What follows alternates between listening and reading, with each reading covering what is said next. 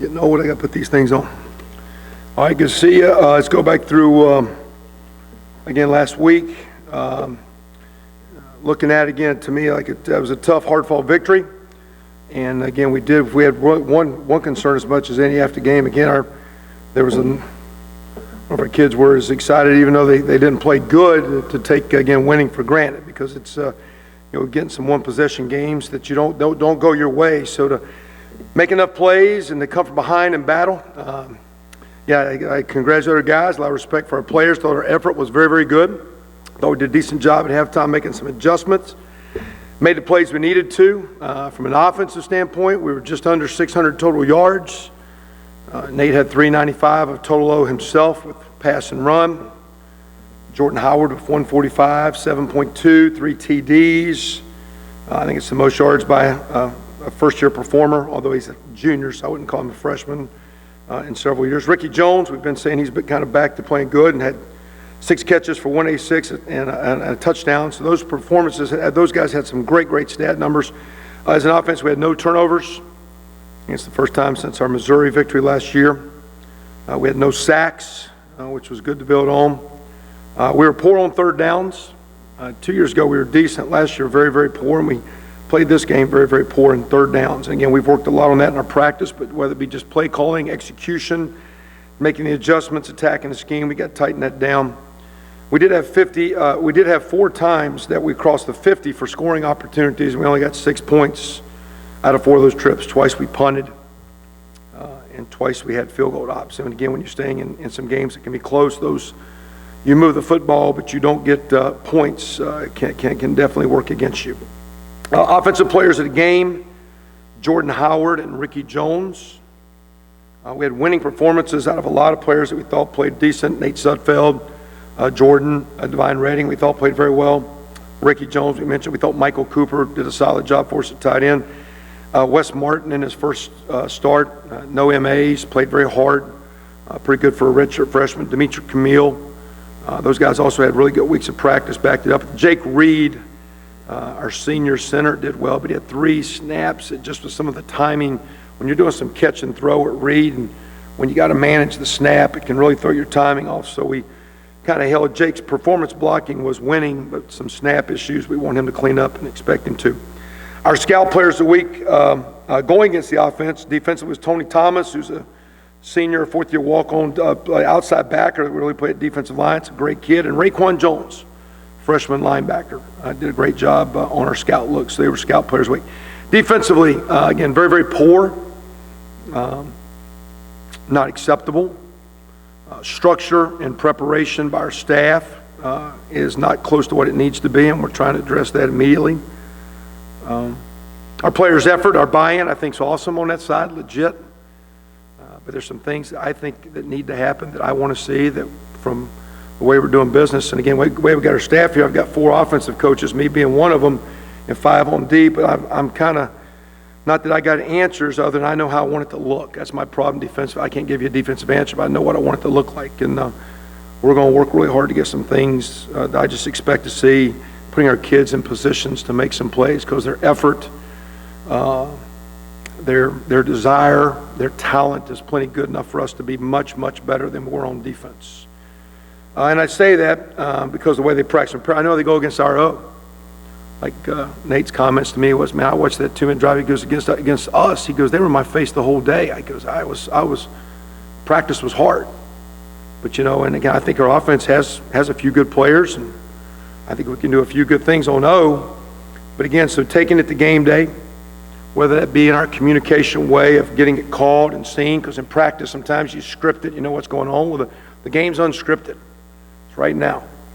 You got 3, 4. You don't have like 2 hours to get your practice plan right. You got 6 seconds, and you better get it in. You better be lined up, because here they come again, here they come again, here they come in. Or is it, hey, even though that's Nate Sudfeld and he's a great player, it's just Nate. I know Nate. I can sit on his outcut, because you know the guys. You know what I mean? So like, I know Dan Feeney's a great player, but golly, and now you get in the game. So sometimes is it just the transfer of, guys in practice, you make the game and the opponent bigger. It might be a little bit of both. We'll see. Our third quarter performance was really solid, though. All we talked about was trying to play hard, play one play. We had 2 takeaways. They were actually caused by Marcus Oliver. He did both of them. on calls fumbles. Concerns, we only had 1 sack, let alone just the total yards and points we gave up. But 1 sack, not enough pressure on the quarterback. We had busted coverages, mainly by linebackers in some deals. It wasn't DBs that got us, but some linebackers. And sometimes we're putting those guys in position. You got to play the run, and oh, by the way, cover this guy. And so we got to look at some things we're doing to help those kids out. Only 2 tackles for loss. Again, so if you can't get them on schedule and get them negative, they were 7 of 9 on third downs in the first half. They're all very manageable third downs. It's really your first down and second down D we got to pick up. They had 16 plays of 10-plus yards. We had 21. They had 16 plays of 10-plus yards. We had 2 2-minute opportunities that we were 0 for 2, first half and second half. So we work a lot of, again, plus 50 and make a third down, stop a third down. Those are point stops. When you're on the 35-yard line and you hold them on third down and 10, versus that's 7 points or 3-point opportunities. So we talk a lot about that and work a lot on that. We've worked a lot on 2-minute in this camp, and to give up 14 points in 2 2-minute situations was disappointing. Our defensive player of the game was Nick Mangieri. 11 tackles, awesome, phenomenal energy, great week of practice. Good to see out a senior vet. And the only other player defensively that we gave a winning grade to was Zach Shaw. And he flew around and looked very, very good. Our scout defensive players of the week, our scout players going against the defense, the offensive guys, it was really 2 guys that I was kind of glad to see them do well. Isaac Griffith and Camion Patrick. And that's kind of encouraging because those are 2 guys that have kind of went through some things where they didn't have good news. So to be in that situation, go out and practice well was a great, great thing, I think, to see. Special teams, we gave up 9 points. We actually ran the fake that they ran, like they ran a little swinging gate, 2-point deal, and then you move in, and we moved them in and ran a fake. I said, listen, just because it looks like it's a fake and they move it in, they can still fake. We actually ran that in practice and had it covered in practice, the same one they got a 2-point play. And when you're in a 1-possession game, that 2-point play is worth points. We had a blocked punt, and we got Coach Patton on right now to get it addressed because it's personnel, but it's also maybe scheme, because I think we're putting some guys in position that we need to clean that up because that was, again, a 7-point play. Gave them 9 points in the kicking game. Our kickoff return got beat by their team. We had basically no special team players again. We lost the field position battle. We gave up points, and that needs to pick up. And the main reason it needs to pick up is we have too many starters playing special teams, so some of your walk-on players and second-team players and third-team players need to practice better and get on the field. And they need to get on the field not just for this game, but for the wear and tear of the kids' bodies come November. Because every day, if you're practicing punt team and you're Marcus Oliver and you're TJ Simmons on kickoff and you're playing all the plays at Mike Backer and then you're running downfield every week in practice for scout kickoff covering the games, it's a lot of wear and tear on your body. So we need some of our young players to pick it up there. If not, we'll keep playing our veterans. I think that does hurt us as we move forward. Want to real quick address, and not in a bad way, but again, after the game, the comments of 9 guys suspended. We had 9 guys not available. If they were suspended, they wouldn't have dressed. They wouldn't have traveled. They weren't allowed to play in the game. Our decision. Our program has standards that we live up to. And when you miss the game, you miss the next game. So if you were redshirted last year, couldn't play last year, that might happen 18 months ago. When's your next game? Because you missed the next game. Something happens tonight, you'll miss Saturday. So you miss the next game. So nothing's happened in the last week, month, 2 months. There's no issues. That was said it after. There's no issues with these guys. They're kids. There are issues because they're kids. But there's phenomenal buy-in. They know the lay of the land. They know where they're at. They're doing a great job. We've moved forward this summer as a family. It's the best group we've had. And I got nothing else to say about that. I just want to say it so you guys don't feel like popping it up. Because, again, and the other thing I'll say, too, on that, real quick, going back to, pay for a guy to go to summer school, and he don't go to class and fails it, what do? You got a guy missing morning workouts in the spring. What do? Guy fumbles the ball in a game, Tevin Coleman, what do? We have standards that we stay by. And if you don't hold your standards, there's certain penalties that come with standards. So you can overread into it. Those guys just weren't allowed to play, and we'll see if they are this week. Moving forward now to Florida International. Again, Ron Turner coached team. You know, Coach Turner's at Illinois for a long time. Tremendous offensive mind in football through the years. They had a great win over Central Florida. Played them Thursday night, so they've had 9 days to get ready for us, 9 days. But they had a great win over those guys. They have a very solid offensive plan. I know Coach Turner's background well with, you can say it's a pro-style offense, and it is, but there's also some elements of the college, zone read and the run game of the quarterback, which we just saw last week, and some of the play actions. You can see some of the two-play calls and some of the pro-style of the way the thing works, but very solid offensively. Defensively is really the strength of their team. They held Central Florida to 46 yards rushing, very aggressive and attacking downhill. A lot of things that I'd like to get our guys into how they're playing. Total domination for 4 quarters the other night in that game, and they played really good defense a year ago. It was a really good defensive team, and as he was building the program, they're getting their offense intact. Their offense is much more mature. Their defense looks better than it was a year ago. Very solid and sound in a kicking game. Expected to be a strong challenge, and we'll see if we can grow. But the most important thing, like we told our guys during that game, is what do you do next? What's next is Florida International. What's next is this week of preparation, 1 game at a time. So again, we're pleased that we're 1-0. We got a lot of work to do. Everybody says you improve from week 1 to week 2. Hey, we just need to keep improving, and I know we will. Believe we will. Expect a good week. Expect a great game. I know it's a strong opponent coming in. There's going to be a bunch of good ones. 8 o'clock Saturday night. Questions? Update on the status of Chase Dutra? Well, again, we haven't done anything, and again, I don't think it's, again, just injury there that happened last week, not anything required surgery. We're to see, where he is. But I thought Keontae played well. Let's go back to that game. You win that game because of a freshman, John Crawford, on a field goal block. You win that game because that's a bang-bang play on the goal line with Andre Brown. And is he across or not? My opinion, based on what they called on the field, I think that's what they called him if he'd have caught that ball, because it's a bang-bang right there at the line. His feet. You say he wouldn't? I don't know. I think whatever that guy would have called is what it probably would have stuck, because it was right at the line. He's hitting it, and if the guy says this, it'd been good. If the guy said this, it'd have been no good. It looked like a bang-bang play. But you got freshmen. End of the game, you got Jamil Cook, out there playing defense. You got Crawford. You got some true freshmen. Those guys played well. So even though we'll see where Chase is, I thought Keontae and Tony Fields all played well. Jonathan Crawford's going to be a very, very fine football player. He did really good. He showed up a lot. Made some mistakes, but he shows up a lot. Kevin, the FIU, I think last year, they either led the nation or close to the nation, leading the nation in forcing turnovers in the red zone. What did they do, and what probably will they do again? What makes them dangerous when your offense gets into the red zone? Well, and again, we're starting our game plan, so to sit and when as we start, and of course you go back, now they got a new D coordinator, came from Pitt. So some of these early games are hard, like you're watching Pitt film. That's not even the team you're playing. And then you're watching last year's team, well, is that the scheme they're playing? So really you got one go, Central Florida. And sometimes you're going to defend different teams differently based on what they do. So, are you wasting time? You're getting a feel of maybe tendencies of does he like, so are they blitzing a lot once you get in that 25 or 20 area? So maybe sometimes it's just fortunate, the luck of the draw, the rub of the plays that are called. A guy got loose with the ball, a guy got a tip ball. A lot of teams get more aggressive and blitz down there. Is that why? I haven't studied that far yet in the game plan to say that's why. But we know this, that mistakes can happen, mistakes in scoring zone. That's why I talked about crossing the 50-yard line and not scoring. When you get scoring opportunities and don't score, you get on the wrong side of scoreboards. We were 5 for 5 down that scoring zone. Disappointed we got the 1 field goal on the 5-yard line. We could have been 5 for 5 TDs. You want those 7-point deals. The Richard fan, I know he was kind of walked off. Yeah, he just took a hit to his head, and I think, again, in this day and age, it would be interesting to see. He appeared good after the game, and appeared good after. We have, as a conference, we actually have spotters in the game. Matter of fact, he tried to get up. I was walking on the field because he just kind of went in, put his head right on the guy's knee, made a really good play, but it looked like a knee-to-head contact. And I was walking out to stop the game. They're supposed to have a spotter that I'm sure was going to do it anyway. I was like, he's got a head right here.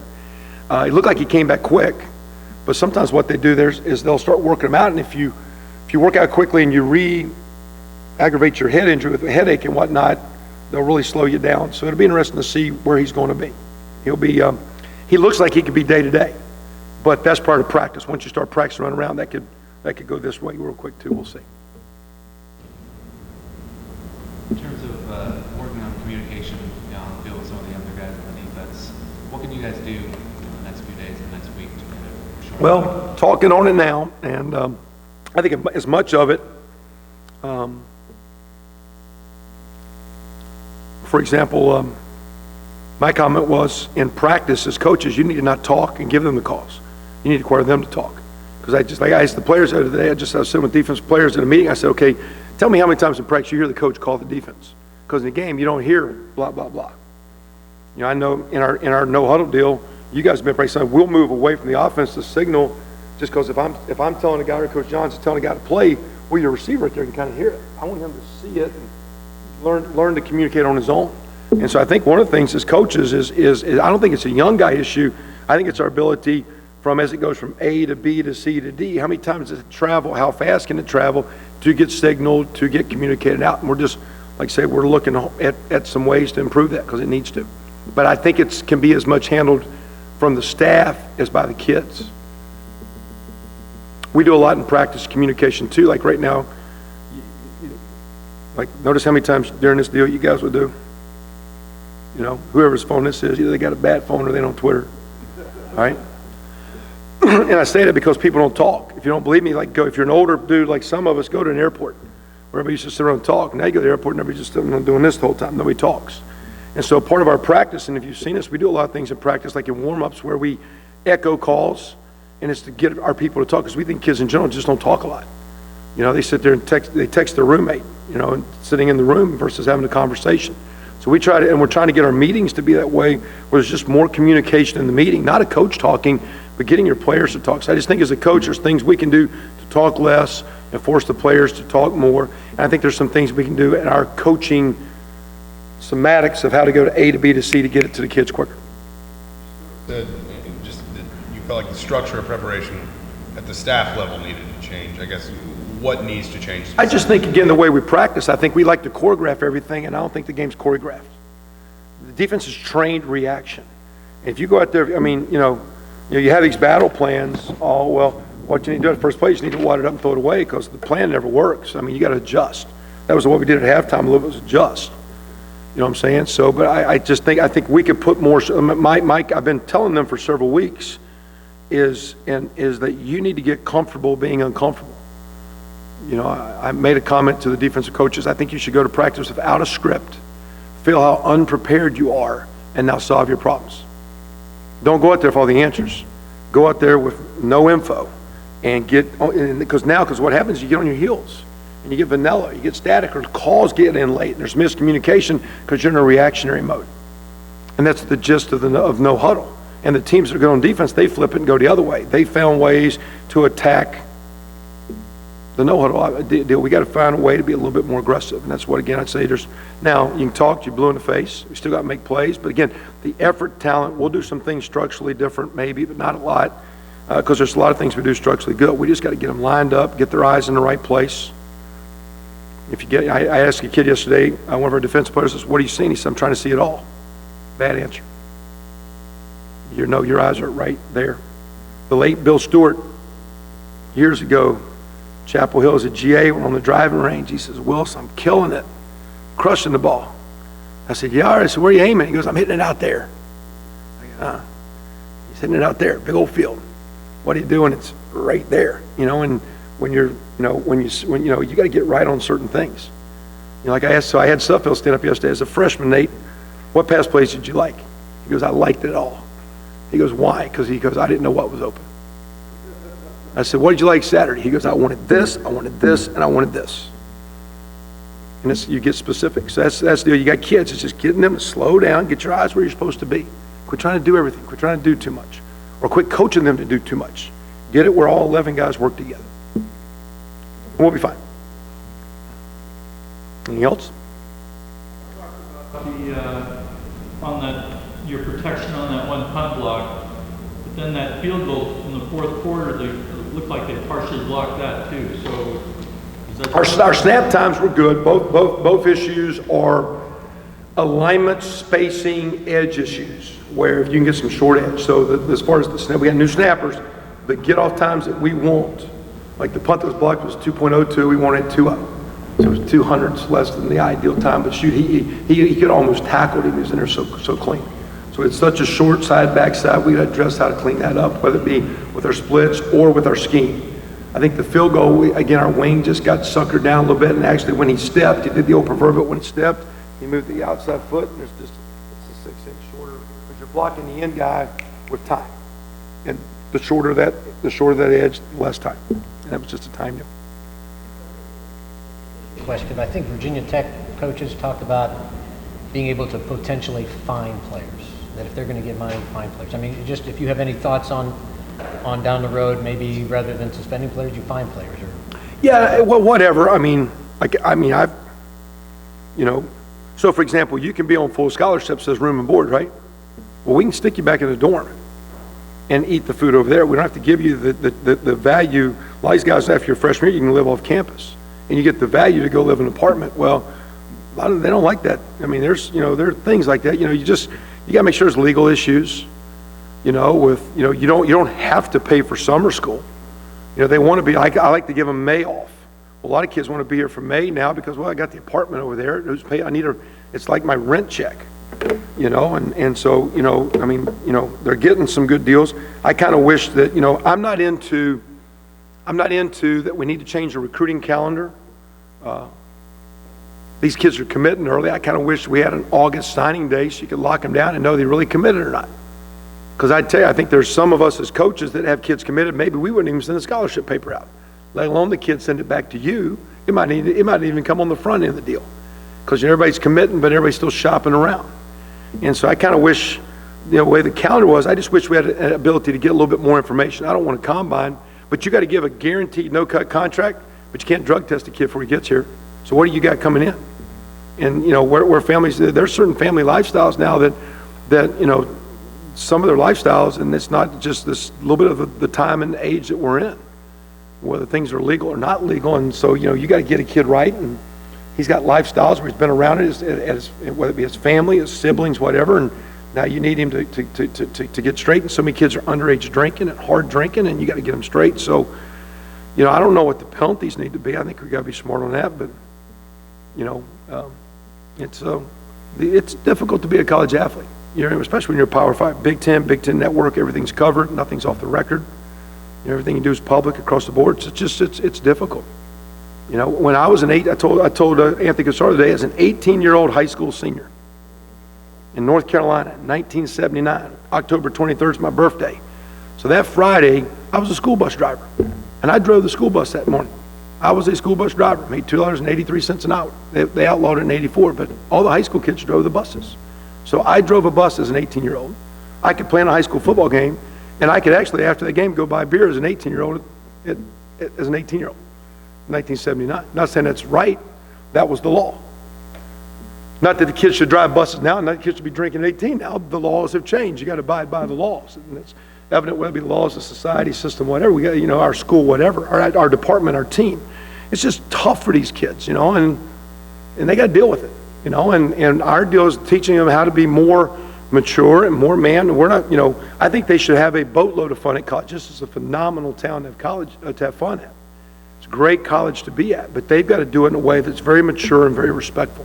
They also were talking a lot to them about how to take care of their body, and some of those things you can do on Saturday really hurt your preparation next week. How much is in your tank to be a good practice player? How much sleep are you really getting? Yeah, you ought to have a little bit of fun, but if you want to play good this week at long haul, you better eat a little bit this tonight, and you better be careful what's going on, because you got to come back and have another good week. I think they're really good programs in kids. I read a comment J.J. Watt had on the Hard Knocks. You guys might have saw it, but hey, I'm going to bed at 8:30. And he goes, the lifestyle sucks.